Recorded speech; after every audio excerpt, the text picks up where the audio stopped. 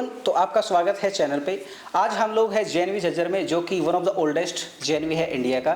तो जेएनवी झज्जर में आज हम मिलेंगे vice principal Pradeep Kumar sir से और पूछेंगे कि जेएनवी झज्जर में आज किस तरीके से जो बच्चे आ रहे हैं उनकी जर्नी में क्या क्या बदलाव आए हैं, शुरुआत से लेकर के और आज तक। तो सर, आपका स्वागत है हमारे चैनल पे। सर, ये बताइए कि जो आपकी खुद की जर्नी है एज ए टीचर जेएनवी में, तो वो क्या रही है?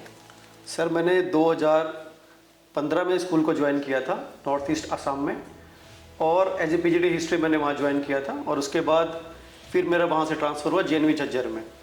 और मुझे बड़े गर्व से ये महसूस होता है, बड़ा गर्व महसूस होता है इस बात में कि मैं इंडिया के सबसे पहले नवोदय में काम कर रहा हूँ।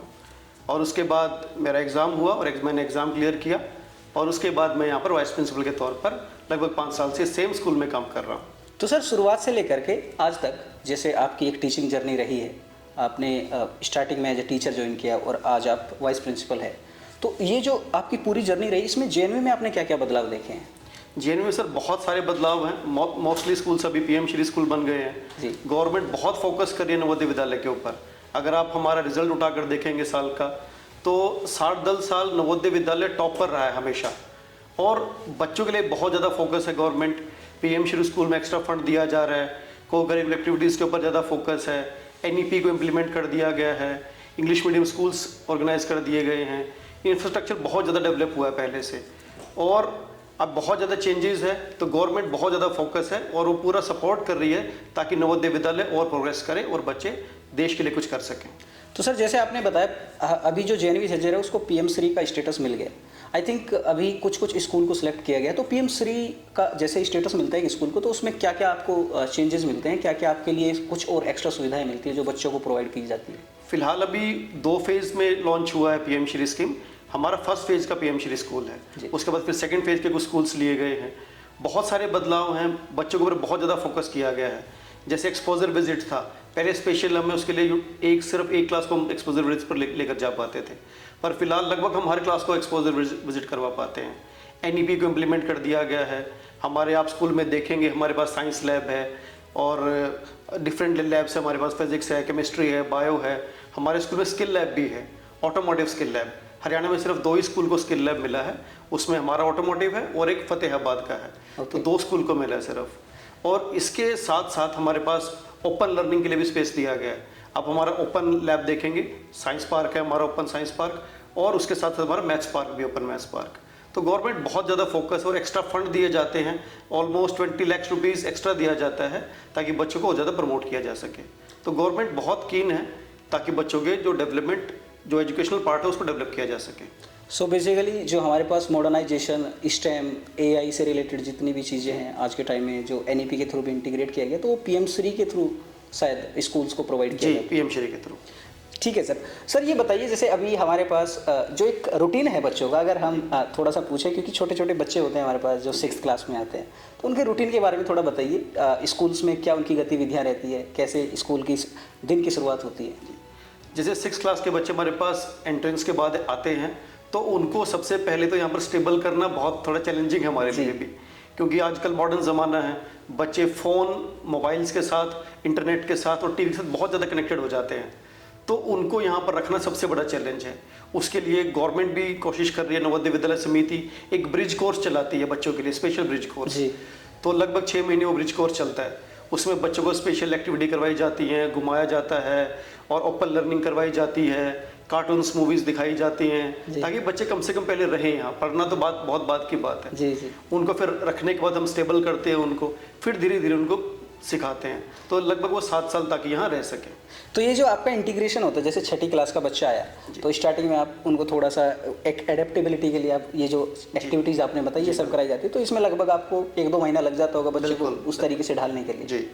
तो दिन की शुरुआत में बच्चा फिर कैसे उसकी एक जर्नी स्टार्ट होती है? पहले हॉस्टल में रहेगा, फिर वहाँ से नहा धो करके ब्रेकफास्ट के लिए लंच उसमें आएगा, मैस में आएगा, फिर आपका स्कूल का कार्यक्रम चालू हो जाता है। तो इसके बारे में थोड़ा बताइए, आप कैसे इन चीज़ों को ऑब्जर्व करते हैं, बच्चों को कैसे मैनेज करते हैं बच्चों को? जी, हमारा जो सिस्टम होता है सर, वो सुबह 5:30 से शुरू होता है। जी। 5:30 पे असेंबली हमारी होती है, मॉर्निंग पीटी जिसको हम बोलते हैं।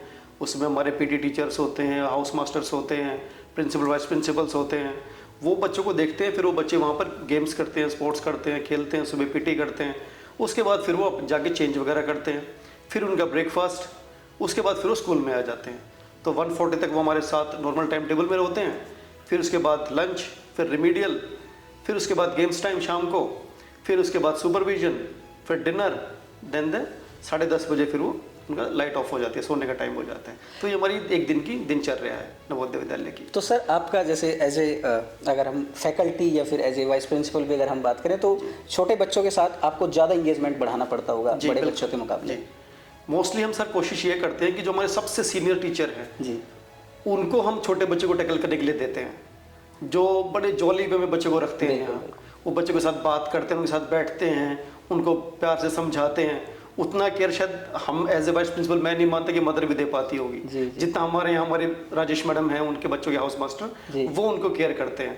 और दूसरी तरफ हमारे गर्ल्स साइड है, वो हमारे रेखा मैम है और ललिता मैम है, वो बच्चों को वहाँ पर केयर करते हैं उस तरफ गर्ल्स साइड। तो एज ए मदर ट्रीट उनको वो बच्चों को करते हैं।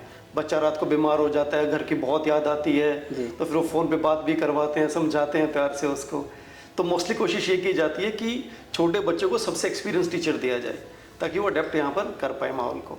तो सर जैसे बच्चे छोटे बच्चे हैं, फ़ोन की एक्सेसिबिलिटी तो होगी नहीं। नहीं है बिल्कुल। तो यहाँ पे अभी वो पुराना सिस्टम है पीसीओ वाला, या फिर अभी आप सेल फोन से बच्चों से बात कराते पेरेंट्स नहीं, हमने बच्चों के लिए अलग से फ़ोन लगवाए हुए हैं। अच्छा। उसमें एक कार्ड बच्चों का बनता है जी। उस कार्ड में 3 रजिस्टर्ड नंबर आप रजिस्टर कर सकते हो अपने पेरेंट्स के, ओनली पेरेंट्स जी। तो फिर वो उसी 3 नंबर पर कभी भी कॉल कर सकता है। ओके। वो सभी से हमें पूरे हाउसेज में सुविधा दी हुई है बच्चों को। अगर वो वर्क ना करे, कुछ इमरजेंसी हो, तो सभी टीचर 24/7 अवेलेबल हैं, कभी भी किसी को भी बोल सकते हैं। तो सर ये तो हो गया हमारे पास इंटीग्रेशन के बाद। अब इंटीग्रेशन से पहले की जर्नी की, जब बच्चा यहाँ पे आने के लिए तैयारी करता है जी, तो उस प्रोसेस को आप समझाइए कि बच्चा अगर अभी ये चीज़ें देख रहा है, इस वीडियो को देख रहा है, आपकी बातें सुनेगा, उसको थोड़ा मोटिवेशन मिलेगा जी, उसको वो एक इन्वायरमेंट की एक इमेजिनेशन उसके दिमाग में आएगी जी। तो सर वो आने के लिए उसको क्या क्या कैसे उसको इस जर्नी के लिए तैयार होना पड़ेगा? लगभग 50 से 60 गाड़ियां हर यूनिवर्सिटी में लगाते हैं। तो गांव-गांव में जाकर बच्चों को मोटिवेट करते हैं, पेरेंट्स को मोटिवेट करते हैं, सरपंच से मिलकर आते हैं और होर्डिंग्स लगाते हैं, बैनर्स लगाते हैं। तो हम पूरी कोशिश करते हैं कि ज़्यादा से ज़्यादा बच्चों को नवोदय के बारे में एटलीस्ट पता चले। उनको कम से कम ये तो पता हो कि देश में सबसे टॉप रिजल्ट कौन सा इंस्टीट्यूशन दे रहे हैं, और वो एक सरकारी संस्था है। और हम इंफ्रास्ट्रक्चर भी पूरा डेवलप करने की कोशिश करते हैं। हमारे ऑलमोस्ट सभी क्लासरूम डिजिटल है। ओके, ये मॉडर्नाइजेशन आपका डिजिटल बोर्ड आ गया है। Fully modernise, connectivity, internet connectivity सभी क्लासरूम्स में हमारे जी जी, और लैब्स पूरे इक्विप्ड हैं। तो हम पूरी कोशिश करते हैं कि विजिटर बनने के लिए भी बोलते हैं। हमारे जो पीटीसी मेंबर्स हैं, हम उनको स्पेशली इन्वाइट करते हैं। जब भी पीटीसी मीटिंग होती है, उनको हम पूरे लैब्स घुमाते हैं। लैब घुमाते हैं, हमारे पार्क्स घुमाते हैं, ताकि वो गाँव में जाकर एक मैसेंजर का काम करें और नवोदय विद्यालय के बारे में बताएं। क्योंकि लोगों को सरप्राइज होता है कि कोई संस्था देश में ऐसी है जो फ्री ऑफ कॉस्ट बच्चों को पढ़ा रही है। हाँ सर, जागरूकता कम फ्री है, जागरूकता कम है जी। तो कोशिश हमारी पूरी है, जागरूकता फैलाते हैं, लोगों को बताते हैं। तो सर जो एंट्रेंस एग्जाम है, जैसे एक तो 6th लेवल पे हो गया हमारे पास, एक होता है 9th लेवल पे जी। तो इसमें एक थोड़ा बच्चों को आप बताएंगे कि 6th और 9th में क्या डिफरेंस है? हमारे पास सर जो 5th में बच्चे पढ़ रहे हैं वो एग्जाम देते हैं इसका 6th में एडमिशन होने के लिए। उसमें हमारे पास एक डिस्ट्रिक्ट के बच्चे होते हैं जी। पूरे डिस्ट्रिक्ट में जितने भी गांव होंगे वो सभी बच्चे उसके लिए अप्लाई कर सकते हैं। उसमें हमारे पास 80 सीट्स होती है जी। 80 बच्चे होंगे पूरे डिस्ट्रिक्ट से, वो सेलेक्ट होंगे।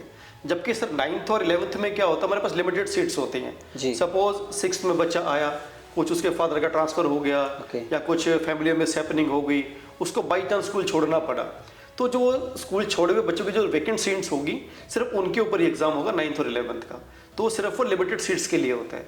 जबकि 6th में हमारा एंट्रेंस है तो फुल्ली 80 सीट्स के लिए कंपटीशन होता है। दोनों में ये बेसिक डिफरेंस है। तो 6th में जो सर सीट का डिस्ट्रीब्यूशन है ये बढ़ेगा भी या अभी 80 ही रहेगा कुछ इसका? अभी फिलहाल ऐसा कुछ इंस्ट्रक्शन नहीं है हमारे पास, कई सालों से ये 80 ही चला आ रहा है, तो अभी भी फिलहाल 80 है हमारे पास। और वो कैटेगरी वाइज फिक्स होता है सर, SC के इतने बच्चे होंगे, ST के इतने होंगे, जो गवर्नमेंट का फिक्स क्राइटेरिया है रिजर्वेशन के लिए, वो सभी नॉर्म्स हमारे नवोदय विद्यालय में फॉलो किए जाते हैं जी। तो बच्चों जो हमारे पास अभी अगर मैं JNV झज्जर की भी बात करूं तो 80 सीट हमारे पास 6th क्लास में है, और 9th क्लास में हमारे पास जो बैकलॉग वैकेंसीज होती है, तो कोई बच्चा अगर उसको यहाँ पे एक एडप्ट करने में अनुकूलता नहीं महसूस होती है, कुछ फैमिलीज़ में दिक्कत हो जाए, तो वो अगर छोड़ के चले जाते हैं, तब हमारे पास जो सीट्स होती है 9th क्लास की वो बचती है।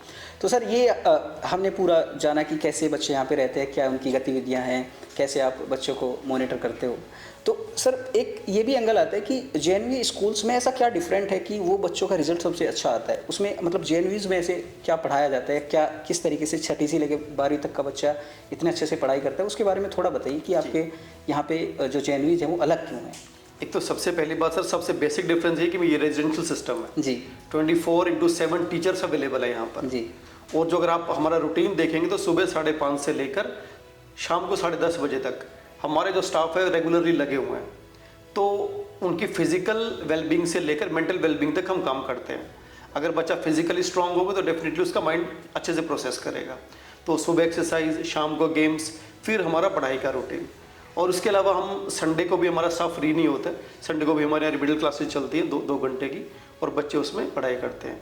और जो सबसे बेसिक डिफरेंस मैं अगर मानूँ तो वो है कि हम मोबाइल फ़ोन से दूर हैं। जी, ये बहुत बड़ी डिस्ट्रैक्शन है। जो सबसे करप्टेड जो ग्रुप अभी बन रहा है वो due to the mobile phones. बिल्कुल बिल्कुल। बच्चे एडिक्टेड हैं उसके। अभी आप मेडिकल हॉस्पिटल्स में भी देखेंगे, एम्स में भी देखेंगे, एक स्पेशल सेल बना दिया गया है जहाँ पर उन बच्चों को डील किया जाता है जो मोबाइल एडिक्टेड है। तो हमारे यहाँ पर वो चांस नहीं है, मोबाइल से बिल्कुल दूर हैं बच्चे, इसलिए वो ज़्यादा फोकस करते हैं पढ़ाई के ऊपर। तो ये सबसे बेसिक डिफरेंस मैं मानता हूँ। एक तो हमारा 24/7 का रूटीन और दूसरा मोबाइल फ़ोन और टेक्नोलॉजी से उनको हम दूरी बनाए रखते हैं। तो सिंपल सी अगर हम एक बात करें तो डिसिप्लिन बहुत मैटर करता है बच्चों के लिए, कि पढ़ाई पे आप तभी फोकस करेंगे जब आपकी दूसरी गतिविधियां आपके साथ नहीं रहेंगी, मोबाइल में ज़्यादा ना देखिए, ये सारी चीज़ें। तो सर डिसिप्लिन की बात करें तो हमारे पास जैसे फिजिकल एक्टिविटीज़ होती हैं, तो उसमें बच्चों के लिए आपने एक्स्ट्रा करिकुलर एक्टिविटीज़ में कुछ हमारे पास जो जेएनवीज में है क्या क्या सुविधाएँ प्रोवाइड की जाती हैं? जी, हमारे यहाँ सर हम स्पेशल कोर्स भी चलाते हैं बाहर से।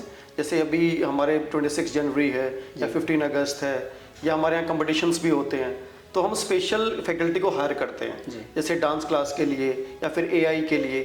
अगर यहाँ मोबाइल नहीं है बच्चों को अलाउड, इसका मतलब ये नहीं कि बच्चे टेक्नोलॉजिकली वीक हो रहे हैं हमारे यहाँ।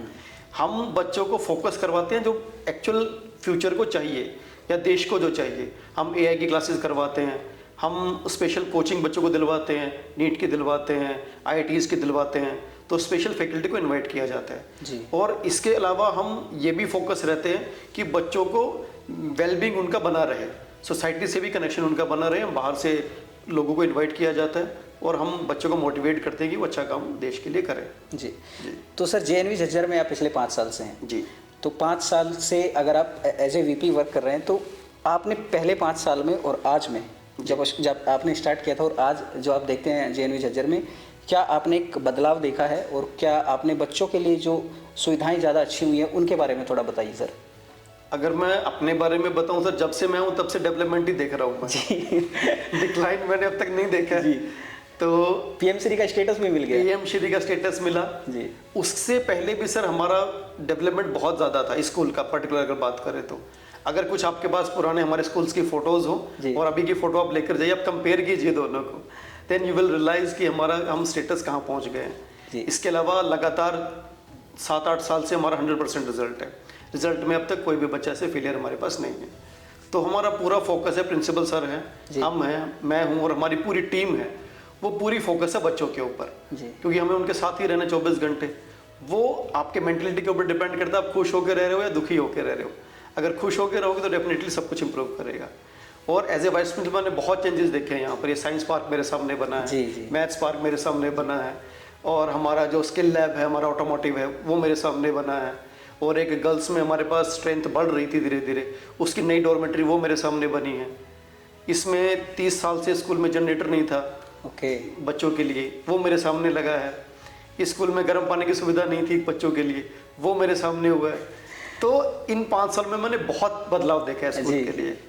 तो स्कूल पहले कहाँ था और कहाँ था, तो मैं अपने आप को बहुत बड़ा प्राउड फील करता हूँ कि मैं इस डेवलपमेंट का हिस्सा रहा हूँ स्कूल में। नहीं सर, ये बहुत एक्चुअली सबसे बड़ी चीज़ यही है कि जो चीज़ें आपने गिनवाई है, ये आज के मॉडर्न टाइम में अगर हमें स्कूल को मॉडर्नाइज करना है, हमें उनको एकदम टेक्नोलॉजी से भी जोड़ना है, तो वो सारी चीज़ें ज़रूरी है। और आपने अपने कार्यकाल में ये सारी चीज़ें देखी है। और सर आपने जिक्र किया साइंस पार्क का और मैथ पार्क का, वो बहुत ही इनोवेटिव आइडिया है और बहुत अच्छी चीज़ है, क्योंकि बच्चे जब साइंस को एक ओपन एरिया में जाकर के समझेंगे तो उससे उनकी एक आई थिंक स्किल्स बढ़ेंगी, उनकी थिंकिंग बढ़ेगी उस कॉन्सेप्ट्स को समझने के लिए, उस चीज़ को समझने के लिए जो बुक्स में पढ़ते हैं।